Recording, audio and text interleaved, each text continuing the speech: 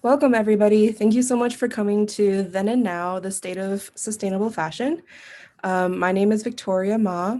I'm an organizer for Remake in the Washington, D.C. area.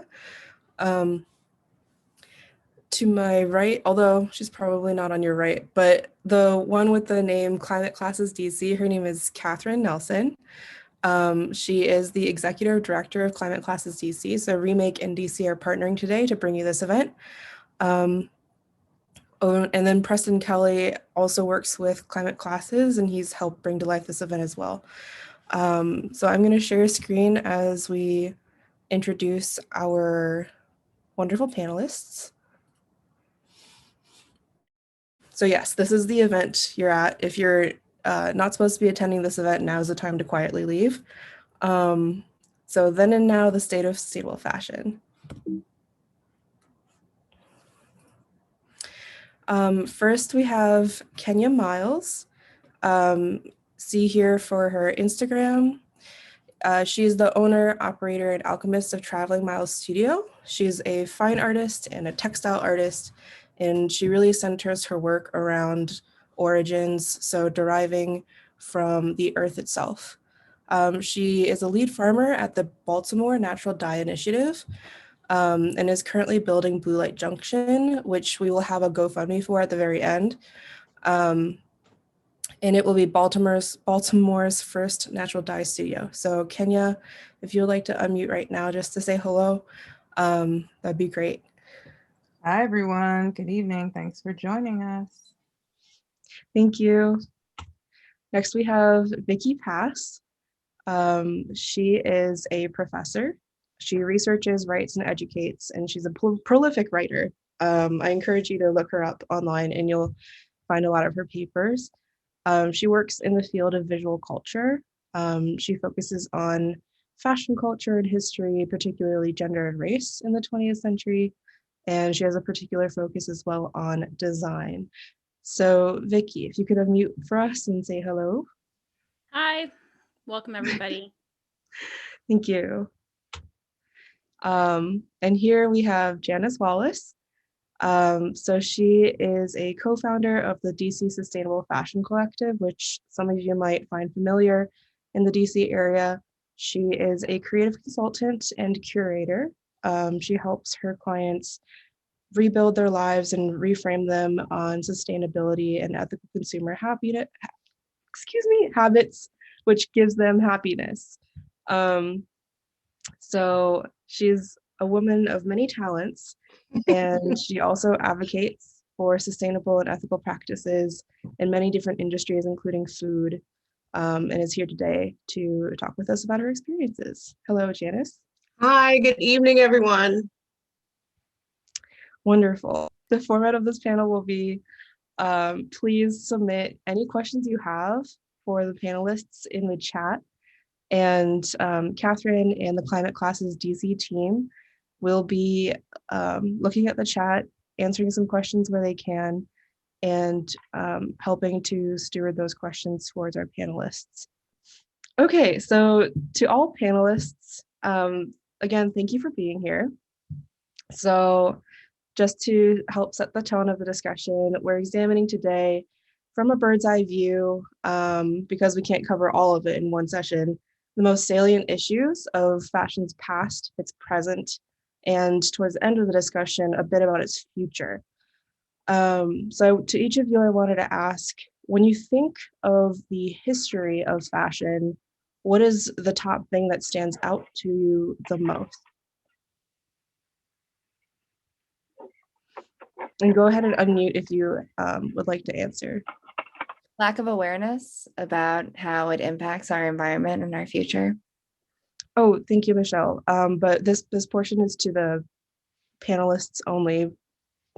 But yes, lack of awareness is definitely part of the issues. How about, yes, Vicki? I can start. I feel like since I'm the historian on the panel, I should get things rolling.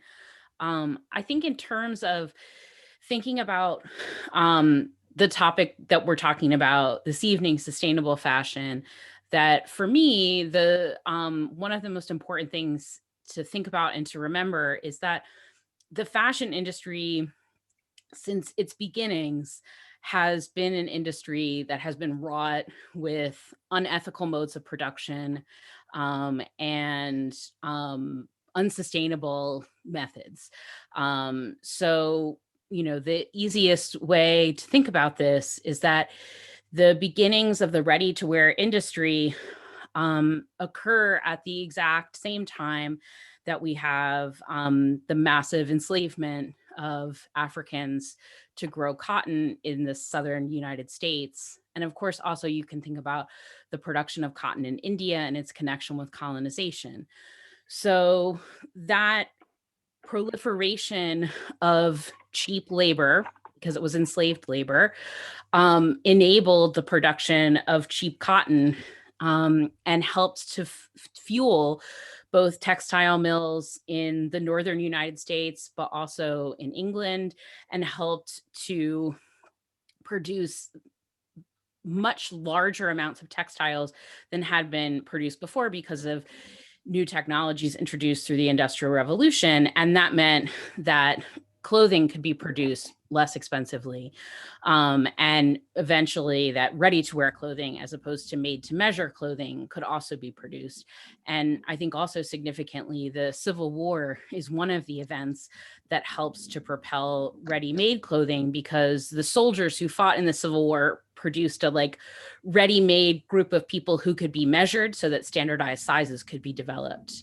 And of course you have to outfit all of those soldiers. So ready-to-wear clothes started to be kind of made for that group of people and then eventually expanded. So from the very beginnings,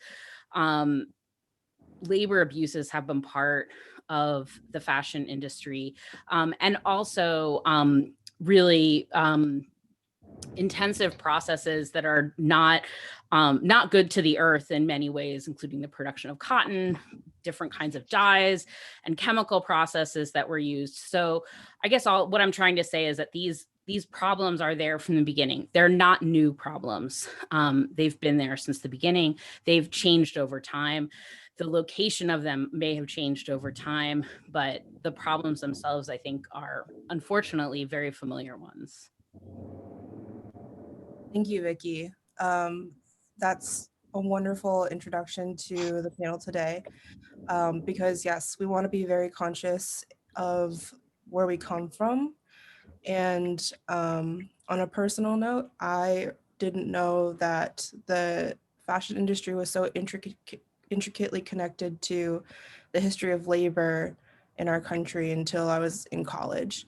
And to say I felt ashamed of not knowing is an understatement, but we must definitely bring that up in all conversations about fashion, because we can never, so happily I say, with blissful ignorance, enjoy the $10 shirt you get from H&M without considering deeper where it comes from.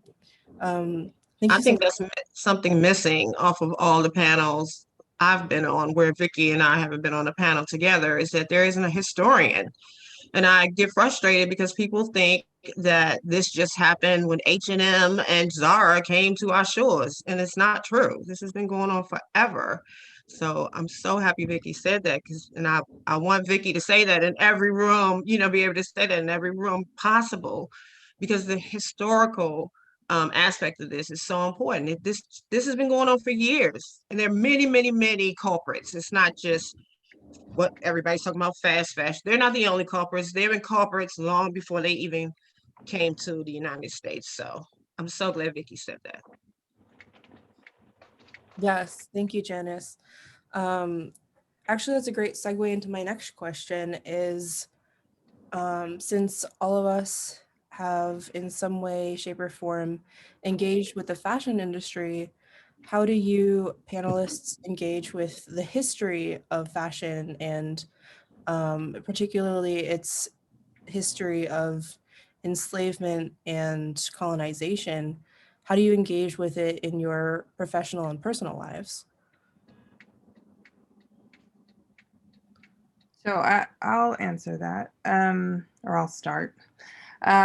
So one of the things that I have been a participant in is something called the Baltimore Natural Dye Initiative. So in Baltimore, a project was started with state state initiated, the First Lady of the state, and Micah was and is the sort of curricular partner. And a part of that was really looking at presenting natural dyes through the lens of a historical perspective, and also really thinking about ways in which we as makers or creatives kind of start from the beginning of what we've been given instead of doing further research. So oftentimes, like you were asking about, what's your historical relationship or your, idea of the beginning of fashion? Being a Black person from Virginia, Maryland, DC, where my family is from, cotton was my first relationship, and the enslavement of people, and land being stolen from indigenous communities. So I had a farming family. I come from an agrarian family, and so that was very intimate for me. And so to be a part of this project where 3 semesters of the project prior to COVID were really just looking at the historical relationships of plants and people, right? And so I often think about how I had some students. So we've also been growing at a small community garden called Hidden Harvest in central Baltimore. And one of the things that Rosa Chang, my co-farmer, and I were really interested in doing was growing plants that were demonstration plants. It's like when people started urban farming, in mass in cities, people didn't know where beets came from. People didn't know how carrots grew, right? Because we had been so removed from those processes. But the same can be said of our textiles. The same can be said of our colors. And so one of the things that we did is that we grew hemp, we grew flax, having had no prior experience ourselves. And we're also able to start growing cotton. And one of the things that happened for me is that I got really, really entrenched in growing cotton. And a friend asked me personally, like, how do you feel doing that? No one asked me to do it. It was just a personal interest. And I said, it was a healing that I didn't know I needed.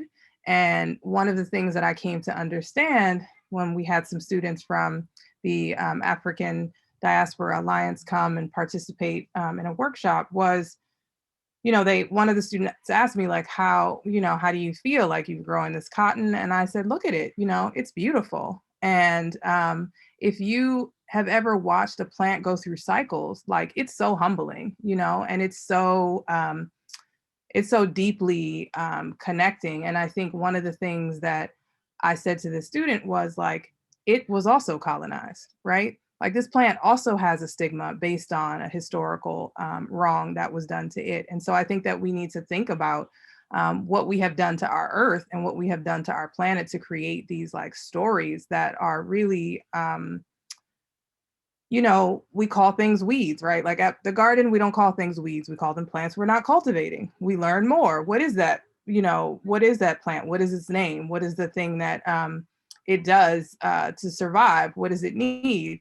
But it is not a weed, right? A weed is just,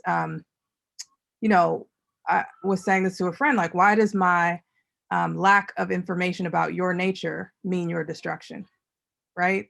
So because I don't know, I don't have a value for you, you are worth nothing. And so you therefore need to be uprooted. And so I think about that a lot in the ways that we think about people.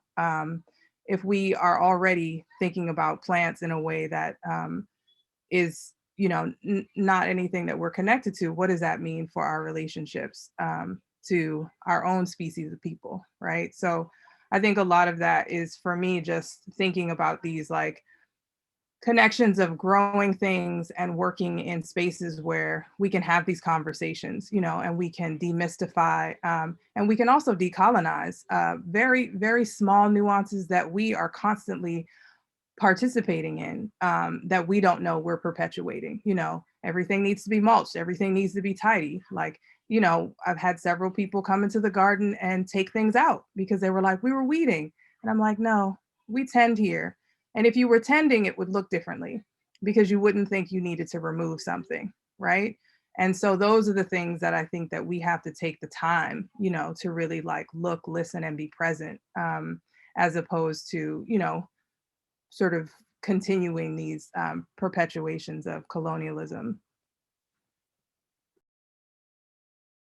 Thank you so much. That was a really amazing and in-depth answer, and it really got me thinking too. So I've noticed that, Kenya, what you do seems to always circle back to origins. Where do things come from? Where have they started from? And you're working with them now and taking them into the future. Have you always centered your work and your life like this, or did you have any experiences in particular that shifted the way you work and live to how you do currently?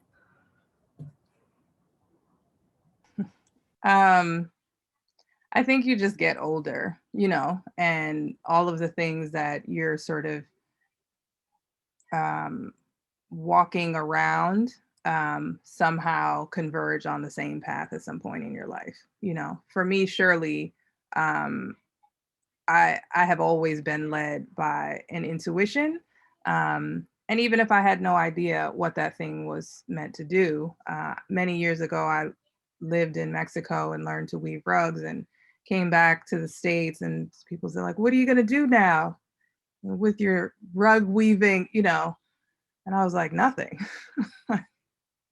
First of all, I'm not weaving rugs for, you know, like they would cost millions. Like I just figured out how to do this and I'm slow. This is not, you know, a sustainable, viable job for me, but also I don't have to quantify, like everything doesn't have to have value ship in a monetized way. You know, I have spent the last, you know, 15 years just like wandering and really like cultivating relationships and understanding that like there is a space where, you know, everything and nothing is happening. And at some point, the beauty was that coming into Baltimore, having lived on the West Coast for over a decade, a project popped up that was for natural plants. And what are the odds, you know, that a person who's a natural dyer can work, you know, and sustain themselves financially through that. So I just feel like for me I wasn't always like focused in that. I definitely have had a really grounded relationship to traditional textiles and traditional craft. And so I've stayed really um, close to those principles and those desires. But I feel like just that sort of um, that thing that keeps you going to a place or keeps you making a decision to get on a plane and do that thing. And I never really had an answer. Why are you going? I don't know. This is what I want to do, you know? And I think that that's sort of the richness of a life, you know, is really doing it and finding those things along the way that will come together and create a synergy for you. Yes. Thank you for sharing your journey through life, really, and coming to where you are now. Sorry to make you delve that far, but it was really helpful in helping us understand how someone comes to be like you. And I think it's wonderful that you were in the right place at the right time for the Natural Dye Initiative in Baltimore, if that's what you were alluding to. So to the two other panelists, Vicky and Janice, I'm also curious. So we've heard that Kenya has long been interacting with textiles and clothing through her artwork and through natural dye and through growing the textile. How did you both, Janice and Vicky, come into the fashion world, whether it be when you were younger and were engaging in it in a certain way that is significant to you, or more formally as a profession? So what inspired you to really step into the fashion space and claim that fashion is in your purview? Well, for me, it started as a teenager. I was a weirdo geek, obsessed with all things creative, fashion, art, interior design, architecture. I did have a few friends, but I still was a major geek. And I just fell in love with it all. And so in high school, I worked in a thrift store. My aunt was like the queen of thrift in DC and knew all the thrift store managers. So she got me a job in the thrift store. And that's when I really could touch things and feel things and realize, the value of clothing. And so that's really how I got started. And I went to school for journalism and thinking I was going to do something with that and wound up moving completely into being into tech. So eventually I worked my way back around and in 2011, I launched an online fashion magazine called Fashion, where I was focused on spotlighting emerging designers that eventually, after watching the true cost, moved into sustainable fashion. So that's kind of, I mean, I'm a fashion girl and I've been a fashion girl my whole life. Thank you, Janice. That's super fun. I think a lot of us can relate to being a fashion girl, especially with the crowd we have tonight. So it's really good to hear that you can start from that origin and become involved in sustainable fashion, which I bet a lot of people relate to here. So Vicky, what's your story? How did you step into the fashion world? I don't really think about myself in the fashion world, more like a kind of observer of it maybe, but I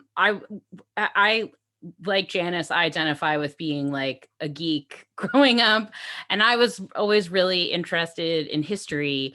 And I think also like what I couldn't have like really articulated when I was younger was that like material culture was really particularly fascinating to me. And I um, did, when I was in high school, I was a theater geek, but I was doing behind the scenes stuff in scenic design. And that like kind of married that interest in history with material culture, because it was all about sort of researching like what this world in this past time and place would have looked like, and what kinds of things would they have had, and how can you reproduce that and create a sense of it on stage.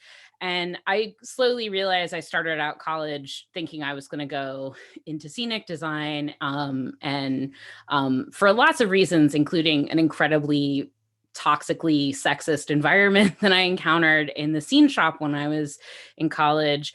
I realized it was really like the research and the history that was the most interesting to me. And I think part of that journey too was that I have a learning disability. So it's like amazing to hear someone say I'm a prolific writer, because I like writing has never felt like a strength for me. And I think that's one of the things that discouraged me from just going for history immediately. And so it's been like more of a gradual thing of like understanding how my brain works better, and just practicing and learning how to express myself in writing better. Talking is always much easier for me.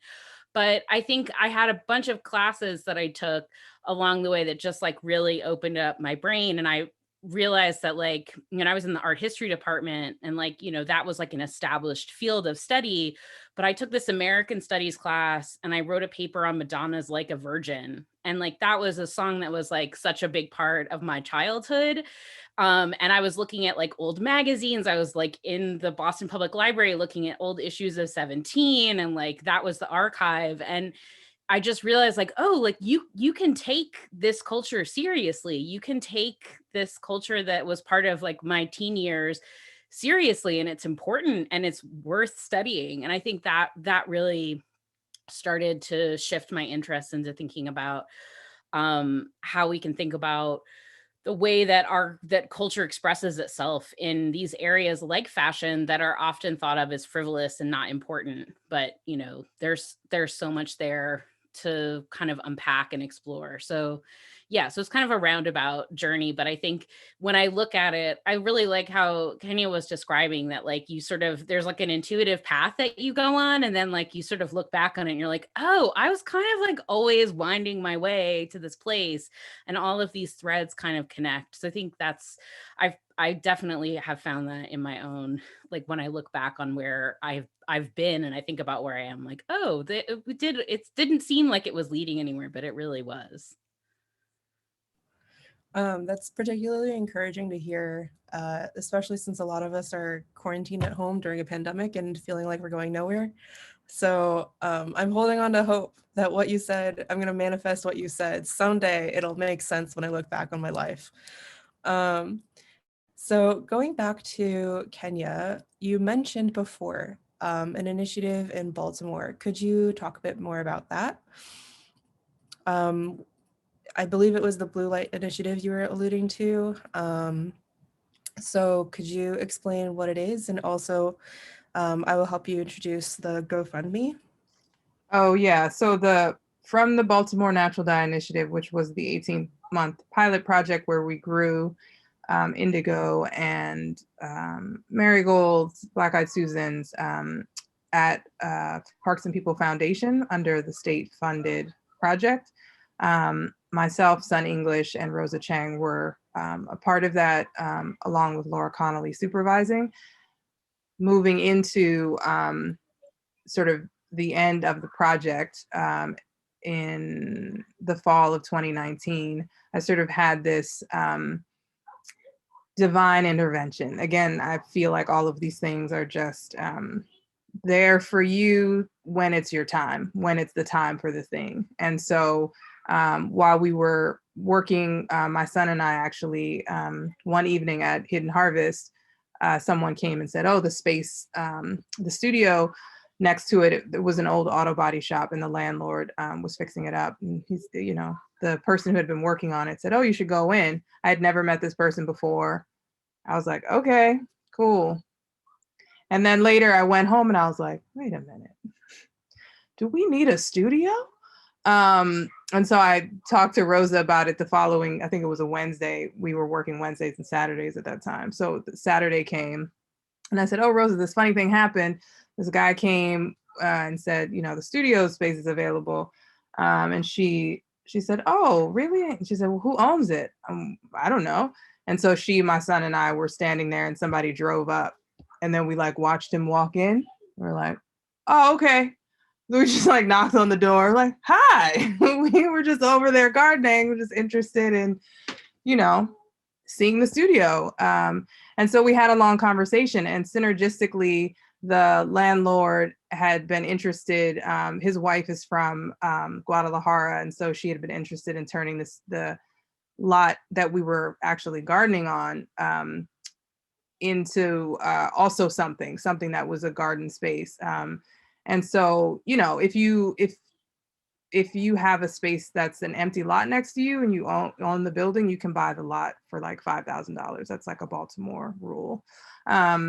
So they had been looking at it if they were planning to live on in the property. They chose not to, but this sort of Temescal herbal sort of healing space really connected with him. And I guess other people had been interested in the space as well, but with zero money and zero sort of backing, he was really excited to support me and help uplift an idea of having a processing center and a natural dye garden and an educational space and a retail space. We have all of these things that it sort of purports to be.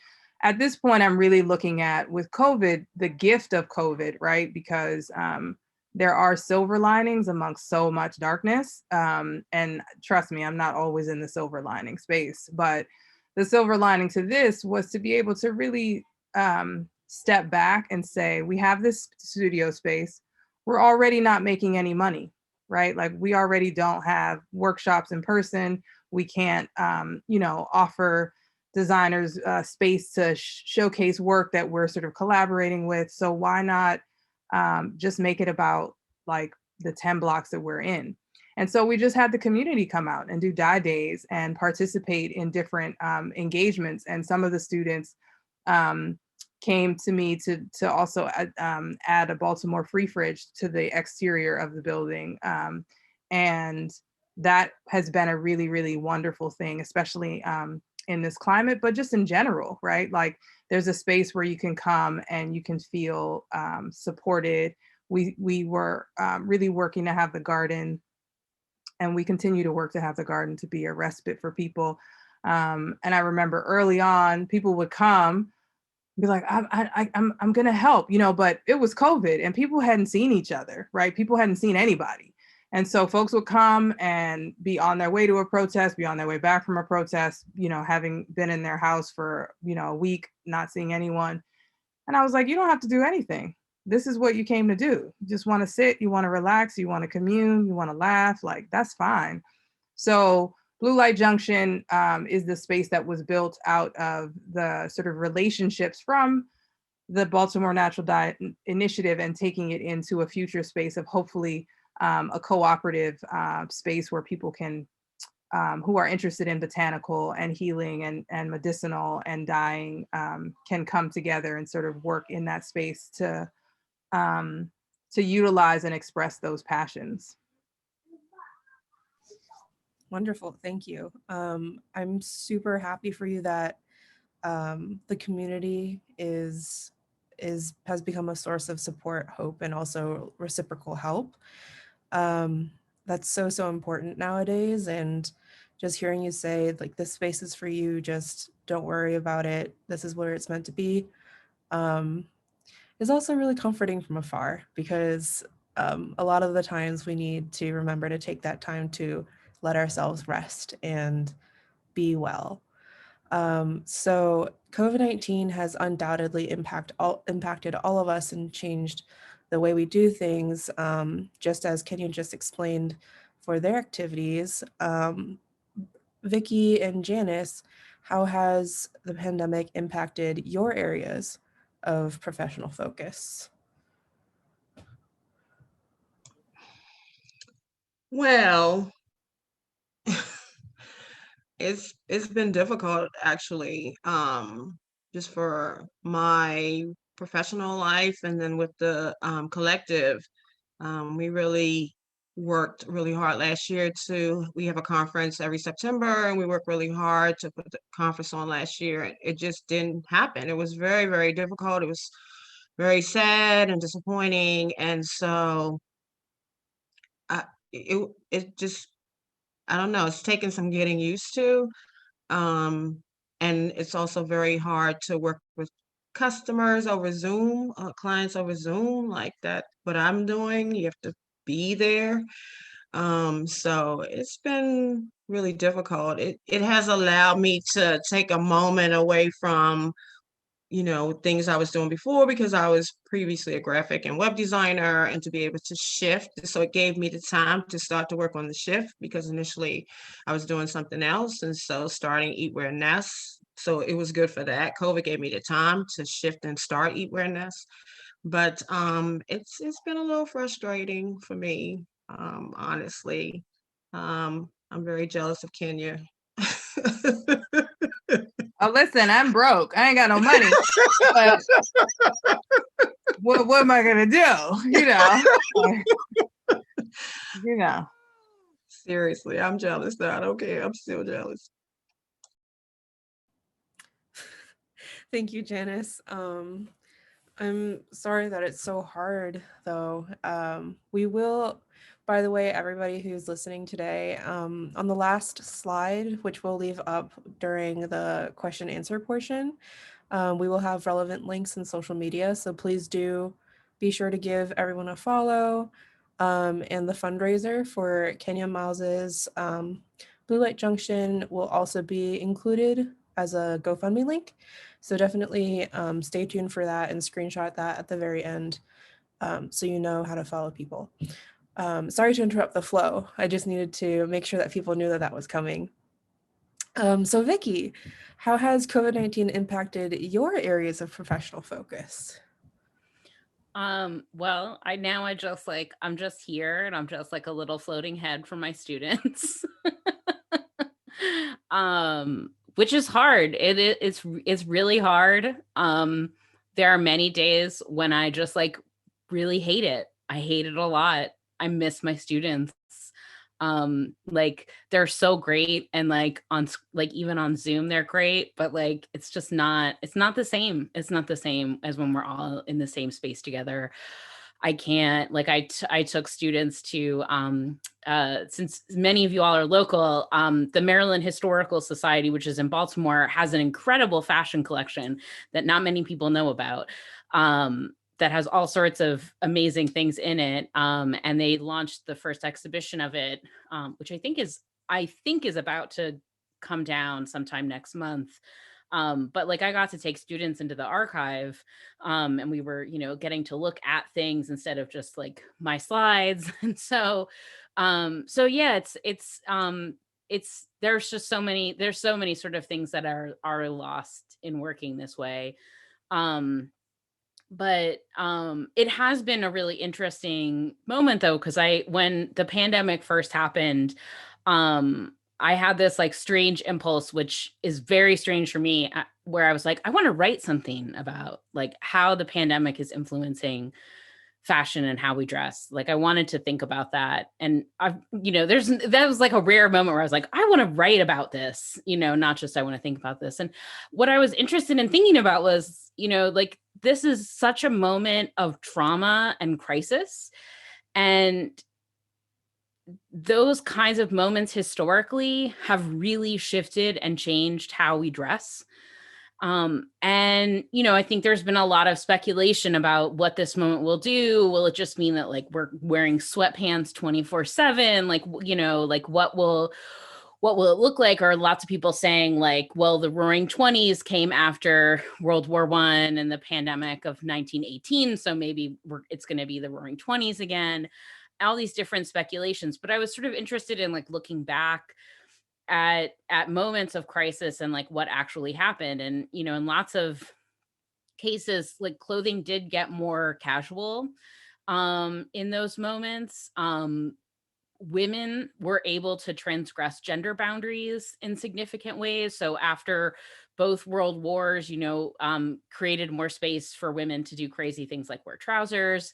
But also I got really interested in thinking about the 1930s, and I had in my PhD work, I worked on the 30s, but I was looking at the connection between like high fashion in Paris and art. I was thinking about surrealism in fashion.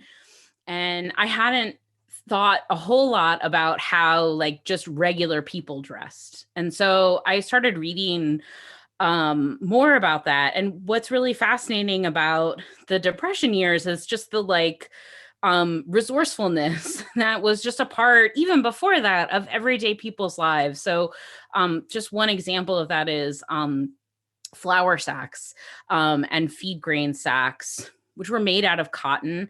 And they were reused by people who bought them to make towels for kitchens, curtains, but also clothes. And the companies that manufactured flour and, chicken feed and all these different commodities that came in big sacks got wise to this. And they thought, well, if we make attractive patterns on our bags, we can sell our brand better. So there was Gingham Girl Flour that produced gingham sacks. There are all sorts of beautiful patterns. You can Google it and find them. And then these would be collected mostly by women who would then make clothing for themselves, for their families. And it's something that I think is a really crucial reminder of how precious fabric is, and how precious textiles are. And we don't tend to think about textiles, or at least many of us don't tend to think about the preciousness of textiles now. But for a long, long time, they were some of the most expensive things that people had, that people owned.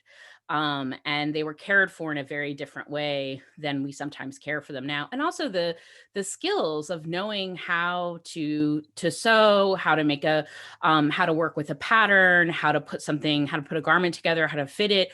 Those are just skills that a lot of us just don't learn. They're not passed down in the way that they used to be. And one thing that I found that was really interesting in the Depression years was one of the projects that the government did as part of all of the WPA projects was to set up sewing rooms. So there were sewing rooms in DC where you could go and use sewing machines And there are beautiful pictures in the Library of Congress of like, women with their daughters, using the sewing machines there, because that was like a critical piece of equipment that if you couldn't afford to have yourself, you really needed access to it in order to, take care of and maintain and create new clothing for your family. And then there were lots of projects around education too that went hand in hand with those sewing rooms. They were also part of a lot of the migrant labor camps, particularly across the West. So it's just it was this history that I sort of knew there would be something there, but I didn't know exactly what would be there. And it was so I think in some ways that sort of changed a little bit,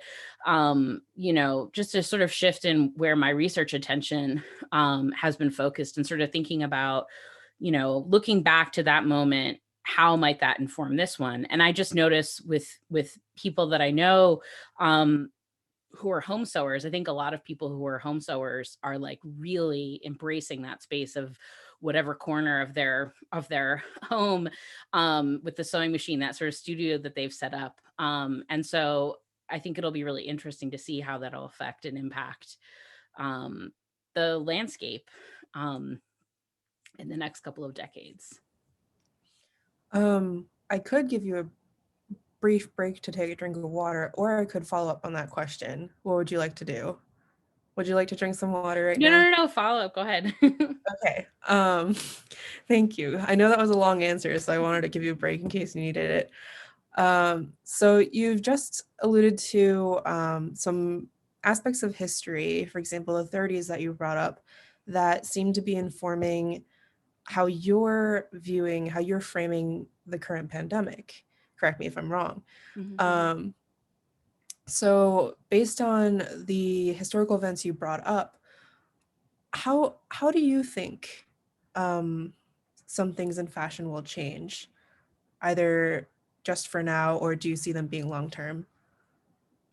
I think it's very hard to gauge. I do think, the fact that Harper's Bazaar has the first woman of color as editor looks to be changing things.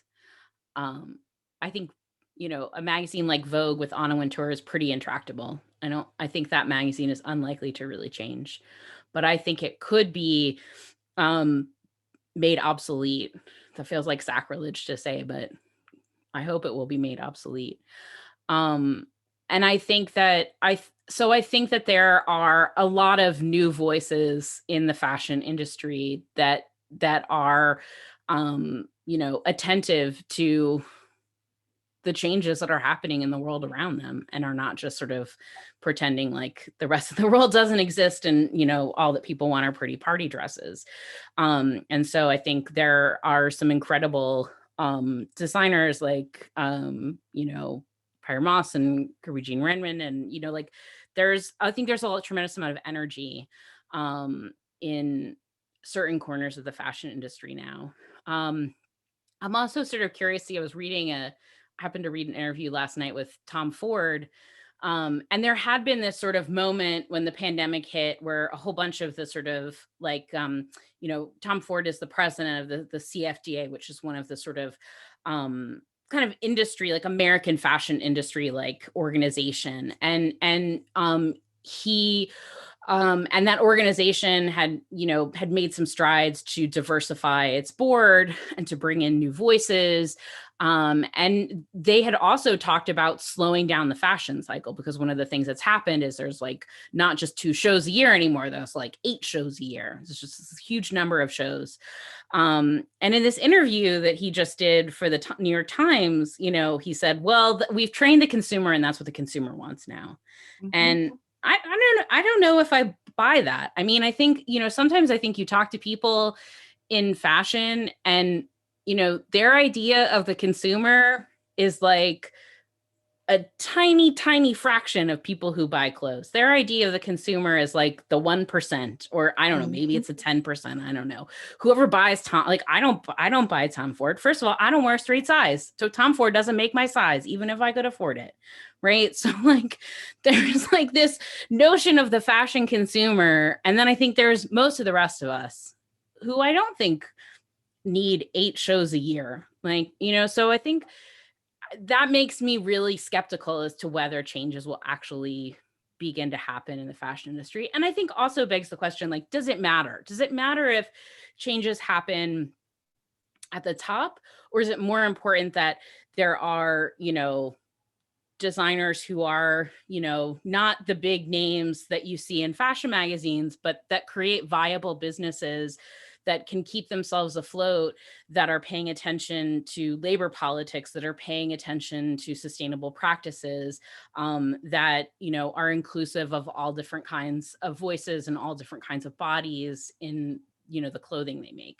Maybe that's where the change is really happening, and it will, make the sort of the old school kind of cognoscenti in the industry less relevant, and less important over time. I'm not sure, but I think it seems like it's a moment where something has to change.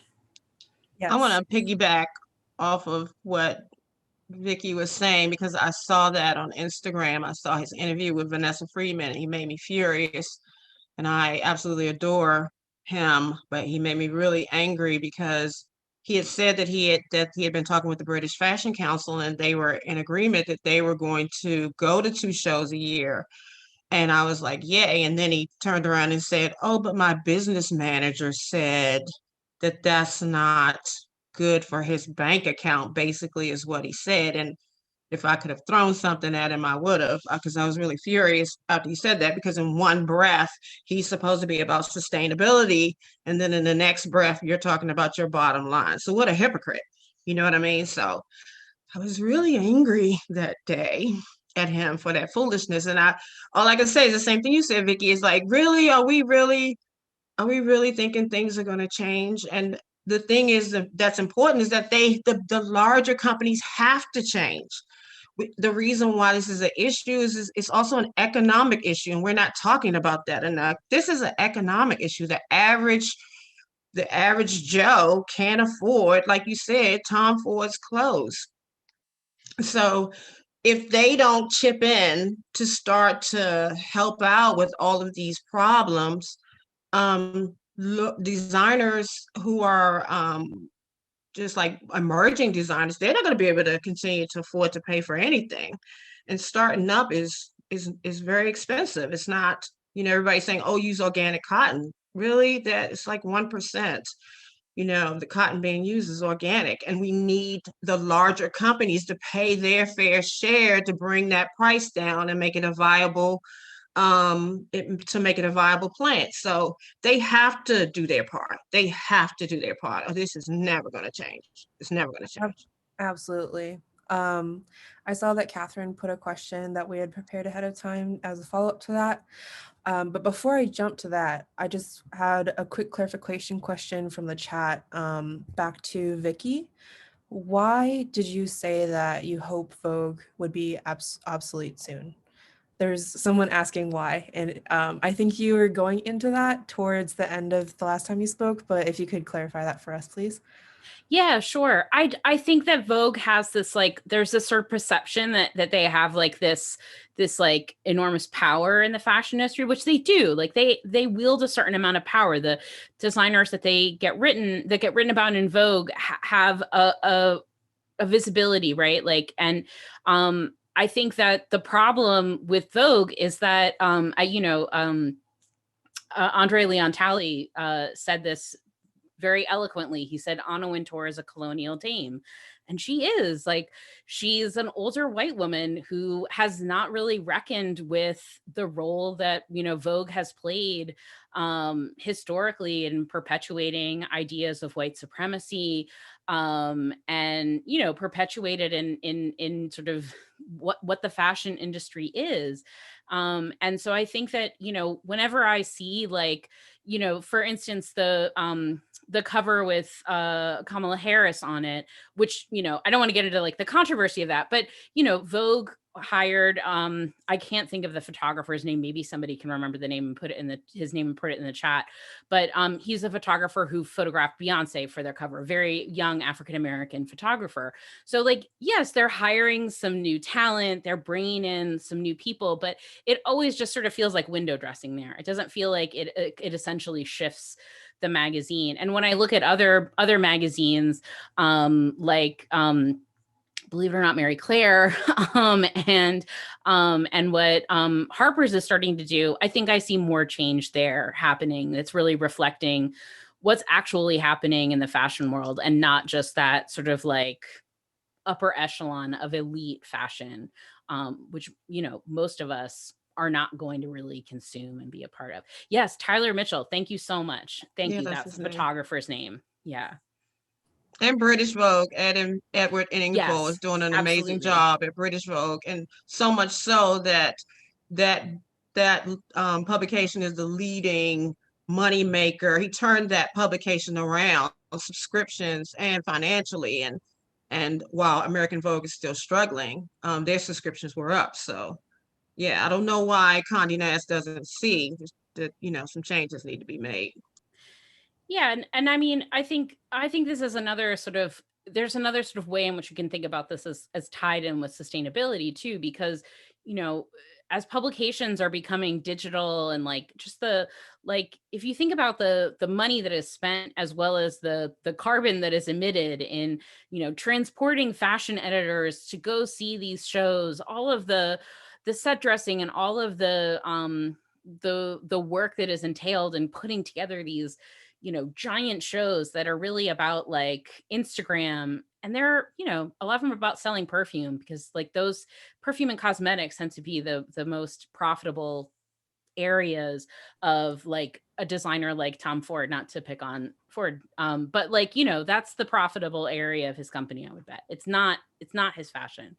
And so these are all about sort of selling and marketing those things. And, you know, a print magazine is kind of a dinosaur if it doesn't reflect what's happening in the industry, and if it doesn't you know, really reflect what's going on in the world, and, you know, the environmental and racial reckonings, which are completely linked to one another, that are happening right now, and that need to happen. Right. I don't know if that quite makes sense, but hopefully. It makes sense in the brain, can confirm. So that brings up a good question for all panelists, is about marketing and transparency in fashion, because unfortunately in some places they appear to be mutually exclusive. um, so in regards to marketing and transparency in fashion, how transparently do you see sustainable or ethical brands being marketed? Um, in each of your capacities, in the way that you interact with these brands, do you think that there's something they can do better? Do you see anything egregious, and have you seen anything exemplary?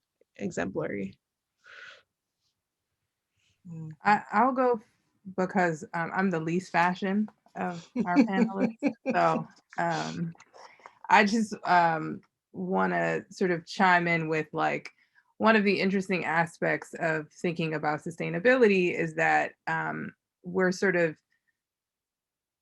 using it as a catch-all word, but also that like somehow if we sustain a system, that it's better, right?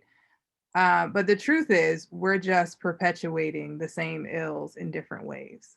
So, what I think is really for me, again, about like earth practice and connecting to stuff is like, well, what is the like center? What is the nexus of the thing that you are so drawn to? You know, and if it's self expression, if it's, you know, wanting to be a person who has, sort of this understanding of different cultures and relationships, like I think that we tend to look at you know, even people will say like, oh, but we can just change synthetic dyes for natural dyes, and under the same system it's going to have the same result, right? So we were once under a system of creating color and processing fiber through natural ways, but we were doing it unnaturally. So I think that that's something that is also really valuable for people to think about when they're like, oh, you know, this is a sustainable brand. You still have to buy what they make, And I'm not trying to devalue the fact that people should be making things, or that people have that desire to make things. What I am saying is that one of the things that I think we are not in practice of as Westerners, as Americans, is like remaking things or making things in a way that is like generative. So it doesn't just like drop off the face of the earth once once the cycle starts, right? And then like, oh wow, we don't know what happens to that thing after it goes. It's just done, right? So I always like to joke that like I've always been really into just junk. Like I like old stuff, right? And so I sometimes, and now is one of the times where I'm sitting in all my junk, right? Like you see all this stuff here, you know. But just thinking about like what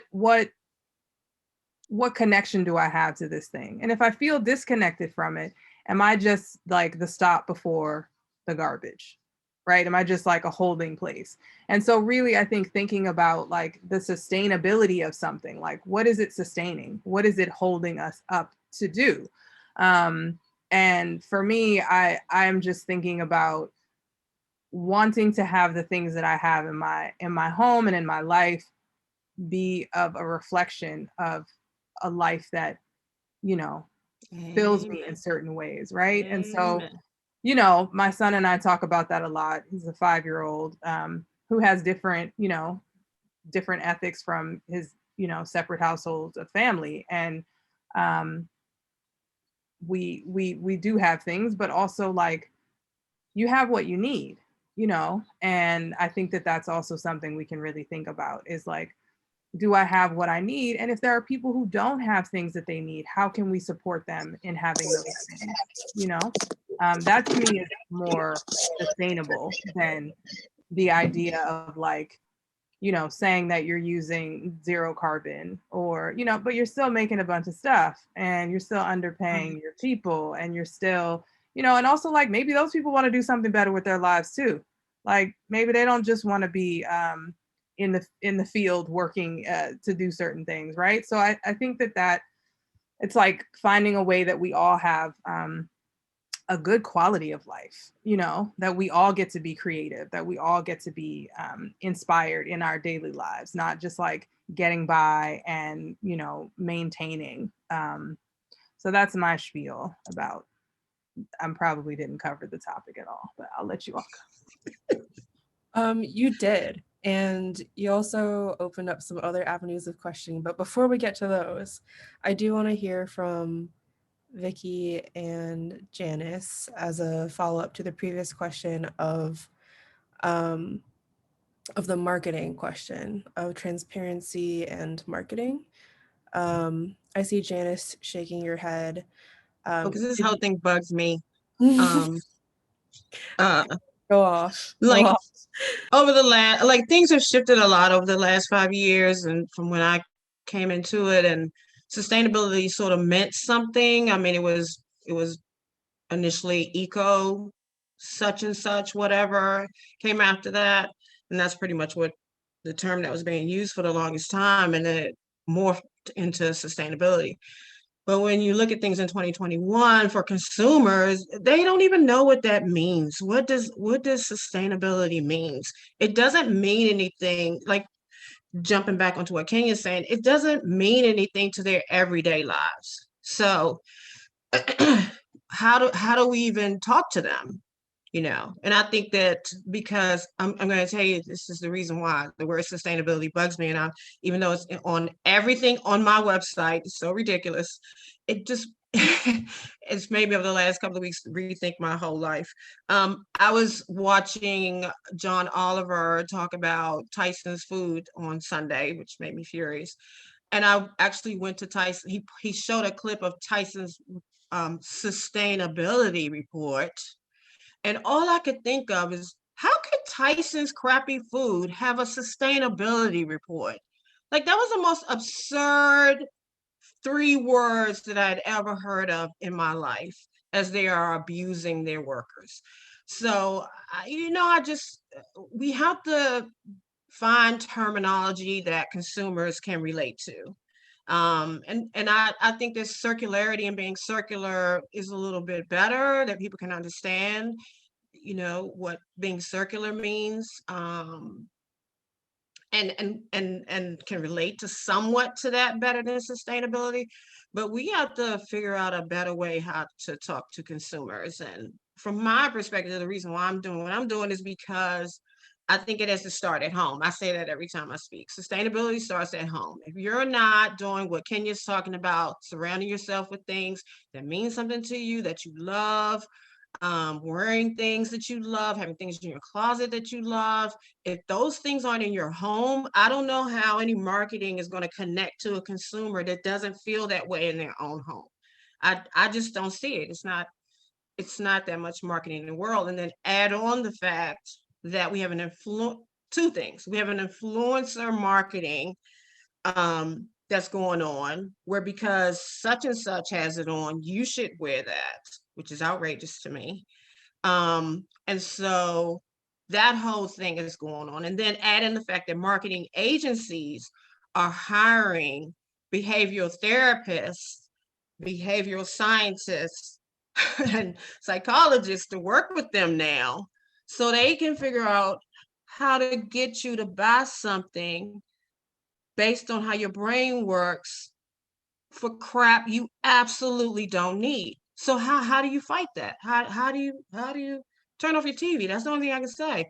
How do you fight that when the marketing machine is really a little bit diabolical now? So I don't know. That's my 2 cents on that. I agree with your 2 cents. Vicky, how about you? Yeah, I think, and I think you're right, Janice, that's that like diabolical marketing machine. I mean, like those ideas, like actually, the idea of planned obsolescence, which I think sometimes we like associate with like Apple and tech companies that like sort of plan for their phones to stop working. That's a really old idea that goes back to the 1920s. And it was also part of the 30s of like, it's a depression. How do we get people to consume things? Well, make them in every color. So like you'll eventually get sick of your pink sink and you'll want to replace it with the new fashionable color. And so like, and there were psychologists working with the advertising industry in the 20s too. So those things are so like deeply entrenched, but now they have access to our data. So those ideas are so much more powerful because they can be much more specifically marketed to us. But I agree. Like, I think that there's so little transparency when you as an individual try to be a conscious consumer. It's very difficult. It's very difficult to wade through all the information to know what to trust. And I think, unfortunately, a lot of the kind of like quick, sort of tips that we think intuitively might be useful. Like, so, it's easy to say like, well, don't buy a $5 t-shirt. Right. Like that seems fine, except like some people need to buy a $5 t-shirt. Like that's just the reality of the world. Some people need to buy a $5 t-shirt and we shouldn't demonize that. And on the other hand, you could buy a $50 t-shirt and not be guaranteed that that was not made under poor labor conditions or that that was made in a sustainable way. And there's tons of documentation that high-end fashion brands are making their merchandise in the exact same factories as H&M and Zara and so forth, and that the labor conditions are exactly the same.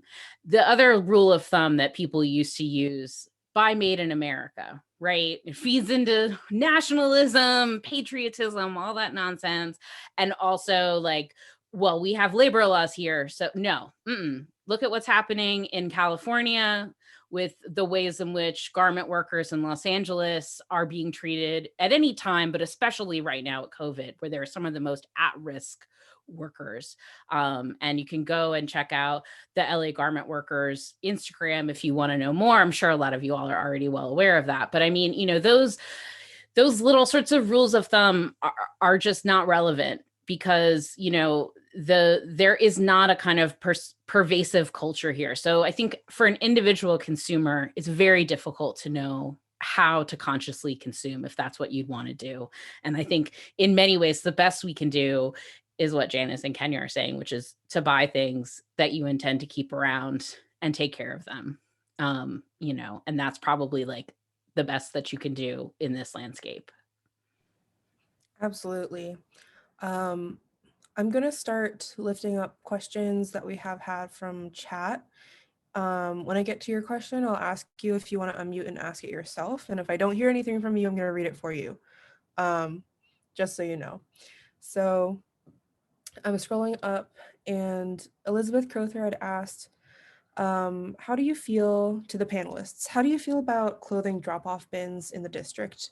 Would you rather people trash those clothes if we cannot use or donate them?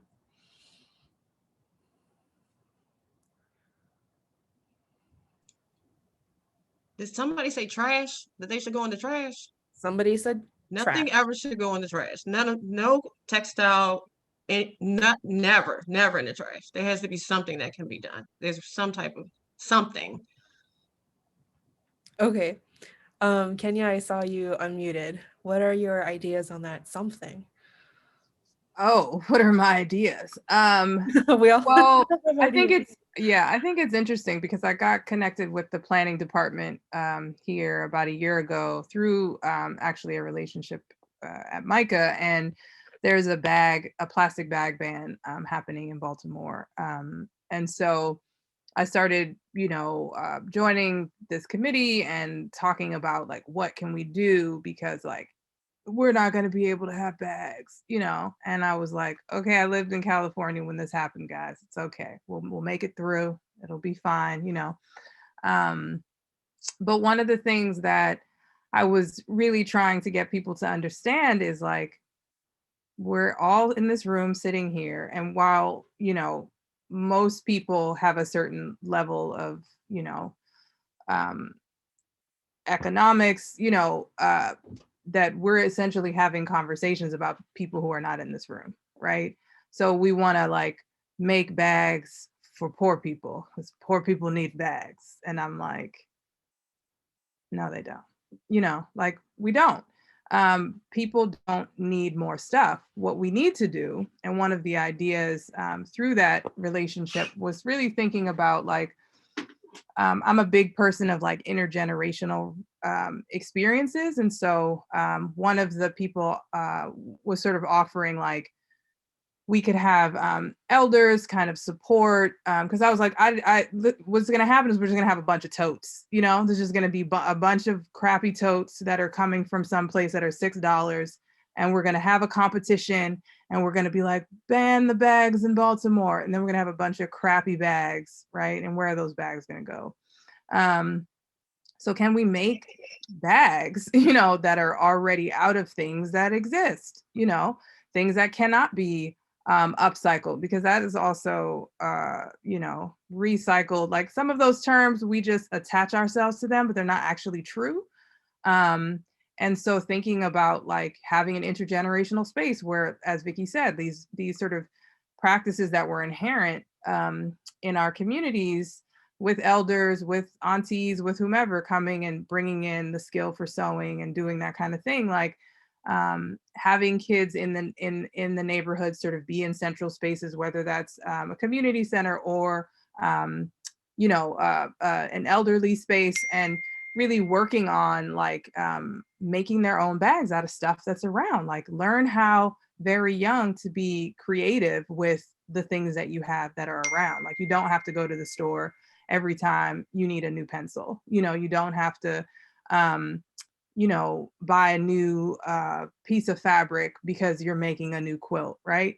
So for me, I think it's really just about like, how can I create these spaces? And it's something that I've thought about at Blue Light Junction, is like sort of this space where we can have a working program where people are learning how to sew, people are learning how to mend and to, upcycle things in sort of, and then also like give it away, like people need blankets, right? I can take a whole bunch of stuff that is not usable to me, or right, like it might be threadbare, or people just make really crappy stuff. It also sucks because like I'm a thrifter and I don't even want to go to the thrift store anymore because people are making garbage. So that's something that like I think is just thinking about the ways in which we can you know, have the things that we can identify as a need and use the things that we already have to get to that need, versus like, oh, I just want to make something, or I have a need, let me go buy something new. And as a person who's taught workshops for 9 years, at some point a couple years ago, I was like, why am I buying fabric? Like, why? You know, y'all just bring your stuff. Please don't bring sheets. And, you know, people get very excited. They want to bring coats and all sorts of stuff. I'm like, I have to be very specific about what we can dye and what we can work on. But it's like, do those things in a way that brings life. And then you feel connected to it because it's special. You worked on it with an elder. You made it together. Your, you know, kids sewed it, right? Like, you have to give some value to something. And that only happens through emotions and relationships. You know, it doesn't just happen because, like, I remember I bought that thing one time, right? Because we can buy anything we want at any moment, you know? So that isn't value added. You know, I think we have to really think about how to add value to the thing, to make it an heirloom, you know, even if it was made out of, you know, some scraps. Thank you, Kenya. And as a follow-up to the answers to that question, there are ways to upcycle, but if you feel like you would rather give it away to someone who can upcycle it, there are a lot of great small artists who are local, who, after just quick Googling, if you search, for example, 202 Creates in Washington, D.C. is a federal program, or not a federal, local government program for artists.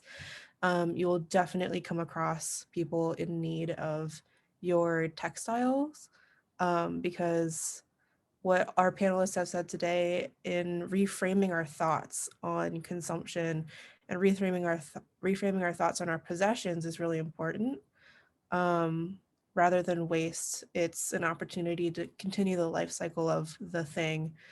But also, as all three have said, do consider before you buy something how you will steward it through the rest of its life if you are in possession of it for the rest of your life.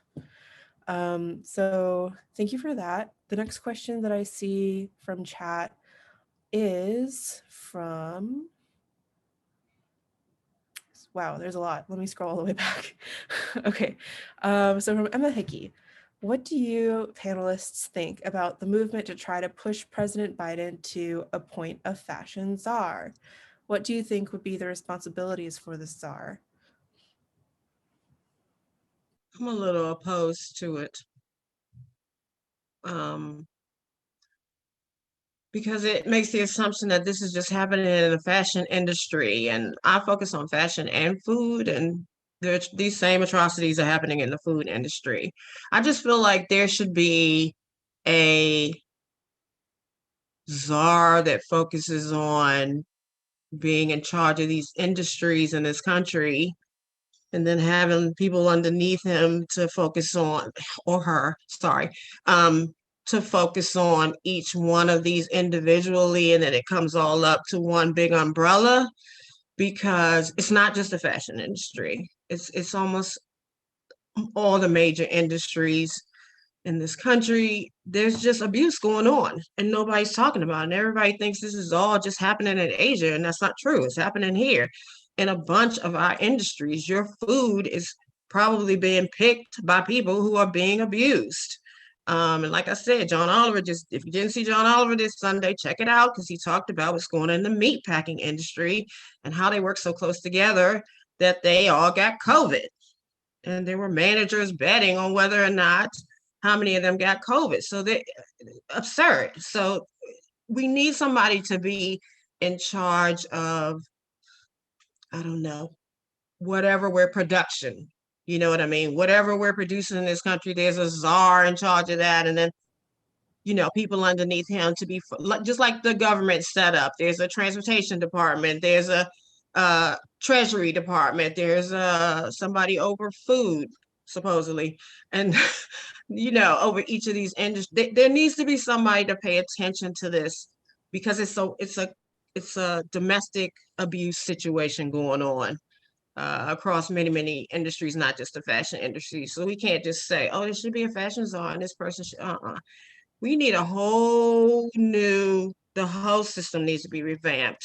in this country. And that's why these things are allowed to go on, is because it's all silo. It's all just the food industry, and then it's all just the fashion industry, or the energy industry, and everything's looked at in a silo. Somebody has to have a global look at all of these industries and then start to deal with these issues, because all these problems are happening in all these industries. It's not just fashion.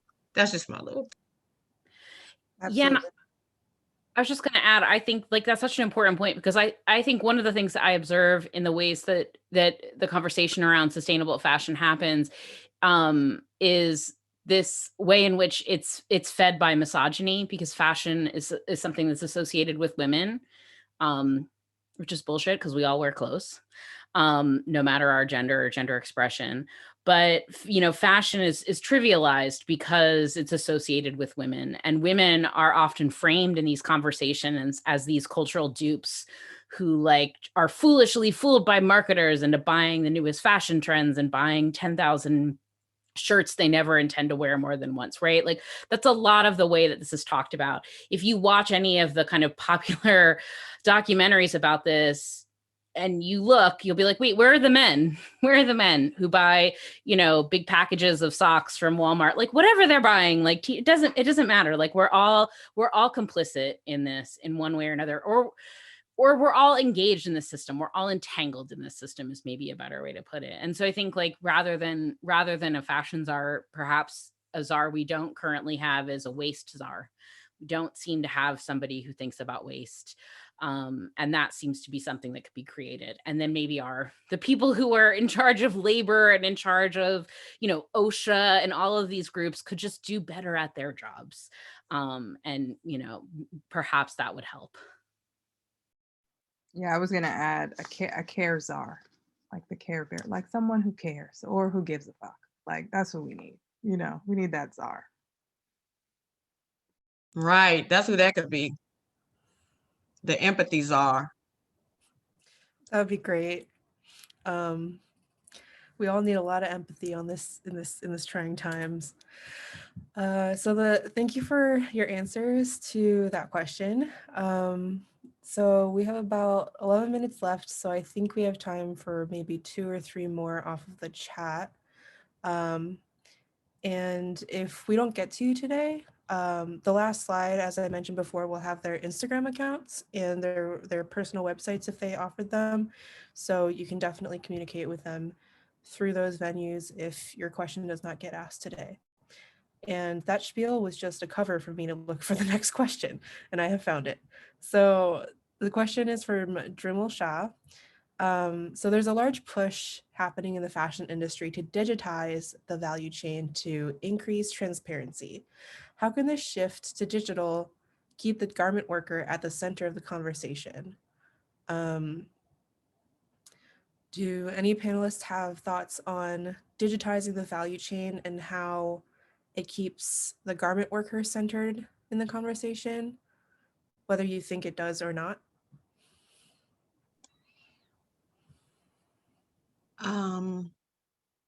I have a thought on this, but I can't think of what what it's called. Blockchain? Yes, thank you. That's it. Blockchain. I actually a couple of years ago was at the Sustainable Brands Conference, and there's a guy who runs a company called Bank U, and he was talking about working in the alcohol industry. He was working with Anheuser-Busch because they were having an issue with what he was calling the last mile, which is really the beginning of the process, where he was able to use blockchain so that even at the tip-top people at Anheuser-Busch knew that the barley farmer was getting paid. And I was blown away that he had created something that allowed, and even where there is an opportunity for somebody to take advantage of the farmer because of the middleman, because of blockchain, because everybody has to be text in the process. They use SMS, so everybody's text in the process. And if the people at the top don't see that text message that the work that the farmer got paid, then there's a problem. And I just thought that is the most amazing thing I have ever heard of in my whole life. So I think blockchain is if it's done it, because I asked him, okay, well, how does this work in the fashion industry? And he was saying that it could be worked in a way where it could work for the fashion industry. And when I heard him talk about that, I just thought, oh my God, somebody has to make sure this is happening, because not a chance in HE double toothpicks did anybody able at the top know that the farmer actually got paid. That is just not, or the worker got paid. That is just not happening now. So I'm all for anything that can make sure that's happening.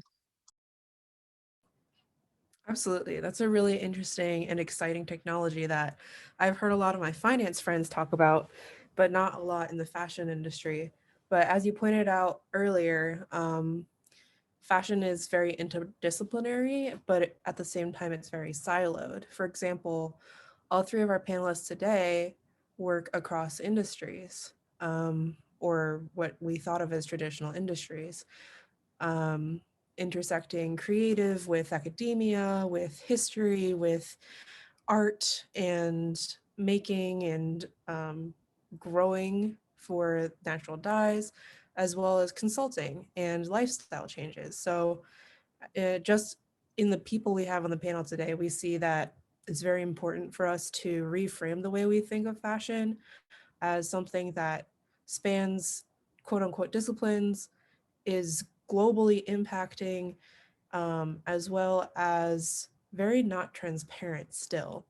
Um, so the next question, thank you for listening to my spiel, is a good follow-up to what we've been talking about so far, when we lament about huge corporations being rather immovable or being huge players in the fashion scene and having a major influence.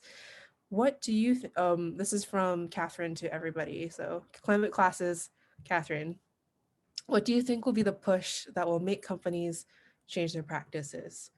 Or said another way, if you had a magic wand, what do you think would make companies change their practices? Like if you could just magically make them change something, what would that be? And then we can walk backwards from that example.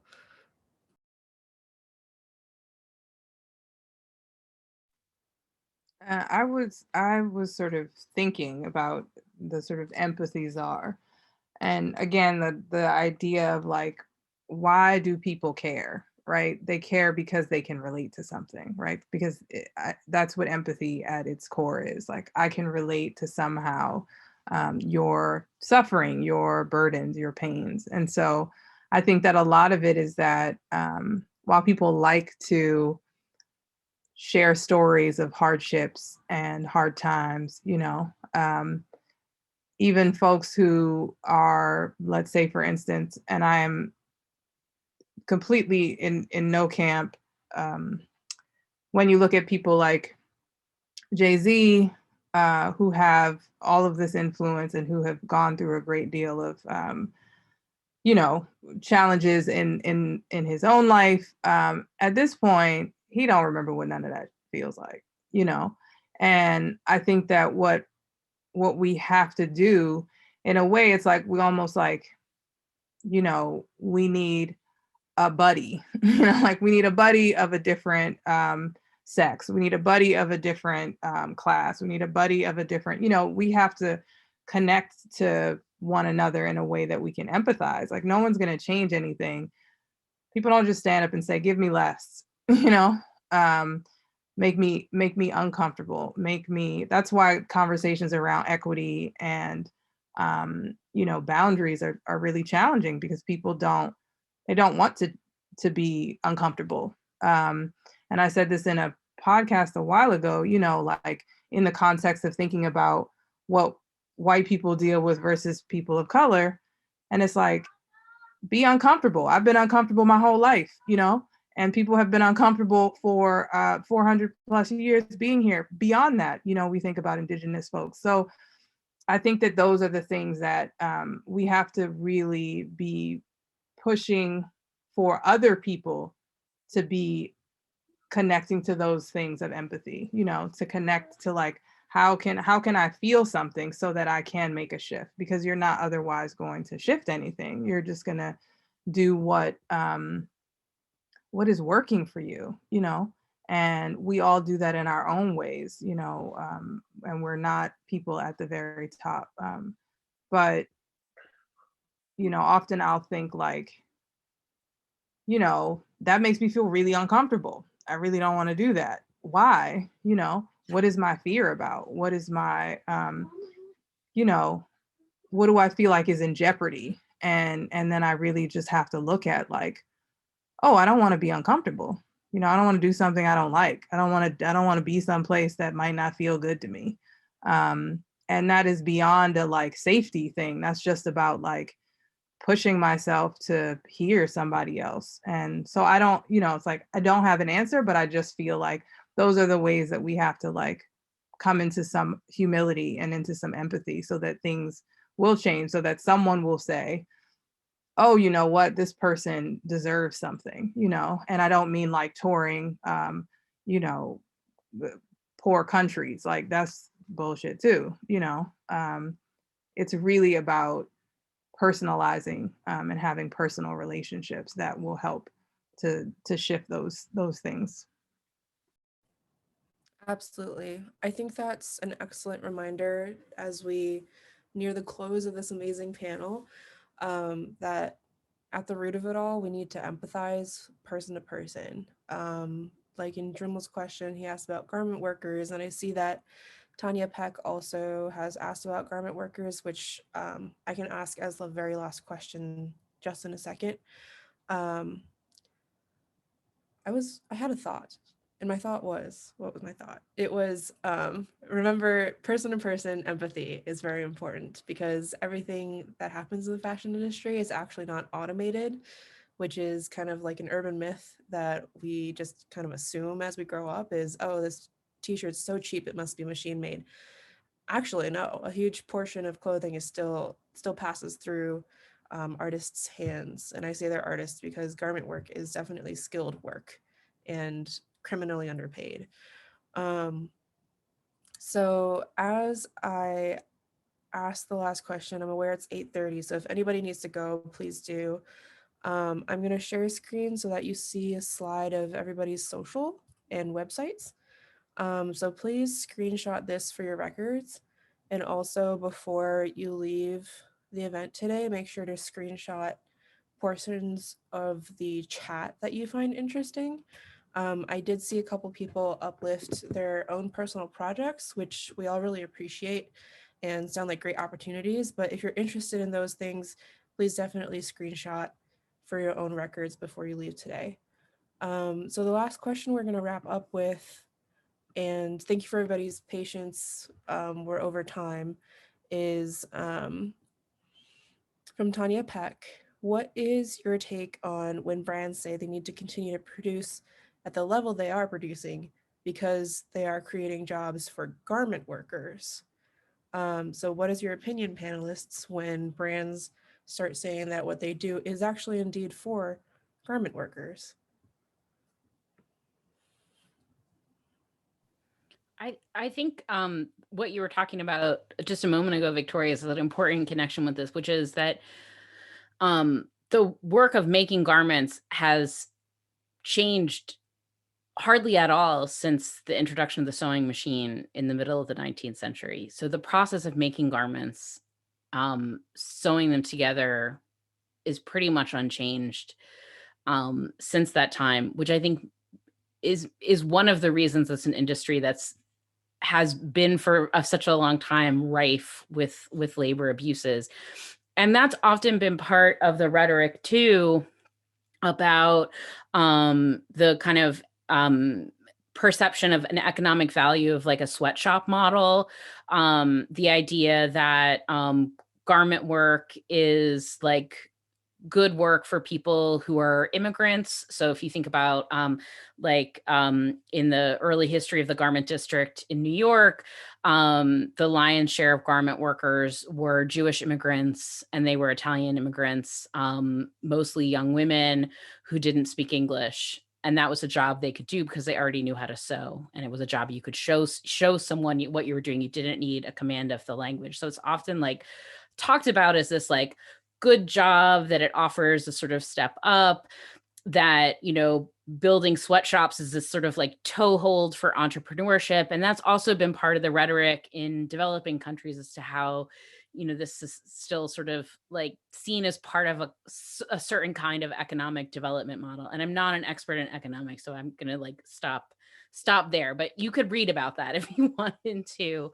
But I think at the end of the day, like, you know, whether you're talking about the Triangle Shirtwaist Fire in 1911, where, you know, 146, I wrote it down, 146 people were killed because they were locked into a space that was a tinderbox, or the Rana Plaza collapse. You know, the same kinds of abuses and dangers are a part of that industry. And it's happening in different places and to different people, but the same, it means that you have a labor force that's disempowered. And so I think that, you know, you're not really empowering them by having them produce more for less. Like, that just doesn't make sense. I think that's a key point, is that they're not making a living wage. Like, I don't think people get that. They're being paid, underpaid to make things. They're being paid by piece. So that's not any way to make a living. And if people thought about their own jobs, what they do right now, what is your job and what are you paid? How would you feel if somebody was underpaying you for what you do as a skilled person? Like, it's absurd. So not only are they're being abused, they're being underpaid and lack benefits, just simple benefits. And work environments are not suitable. So it's not like it's some lovely work situation going on. So they're like Vicky saying, they're not doing them any favors, none whatsoever. There's also a lot of great activism and spaces where you can actually like not hear from us in a remove, but you can actually hear from garment workers themselves. The LA Garment Center is a great example in the US, but all over the world. And I do want to say the scholar Minha Tifam has done some excellent writing about the politics of labor in the fashion industry, particularly around issues of gender and race. So she's a great person to read on the subject if you want to know more. Thank you. So that about wraps up time. Can I say one thing, Victoria? Yeah, go ahead. Just a good starter point for people is to watch the documentary, The True Cost. That's like, if this is all kind of new for you, you're just dipping your toes into it, The True Cost is a good starting point. Mm-hmm. And just to jump off of that, if, for example, today is the first day that you're learning about a lot of this information, don't worry. You might go through the 7 stages of grief like I did, but through the tunnel at the end, there's a light called learning. And that's what you're doing today, is we're learning together. And there's no pressure on you as a consumer to fix everything, because as we have talked about extensively today, a lot of that power lies within the corporations. And policy actually came up a couple times in conversation. Policy is very important to how much power these corporations have, as well as how empowered workers are. So as I wrap up, I encourage you again to screenshot this slide that you should be viewing. And if you're not viewing, please speak up right now. So good. I'm going to assume that you see the PowerPoint slide properly that says, thank you, connect with us here. Screenshot the chat if you need to. And with that, thank you, everybody. you can unmute right now and like clap for the panelists if you want. That's what I'm going to do. So thank you for your time, and also Thank you. and also for our audience members for participating so beautifully and submitting great questions.